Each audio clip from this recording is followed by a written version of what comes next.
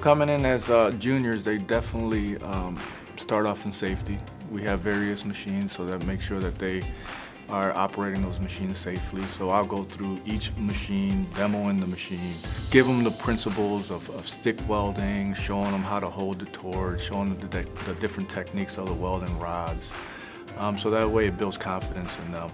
I'll do a demo and then they'll practice. Once they come into their senior year, they have more confidence. They know how the layout of the shop is. They know how to operate the machinery. They don't have to rely on anyone else. They're actually, showing progress. I think the most important thing to me is more hands-on, have more art time. I always look at it as LeBron James being the best player of the world. He practices 1,000 shots a day. So in order for you to be that good, you have to practice. You have to get your art time in. I get emails, phone calls every day looking for welders.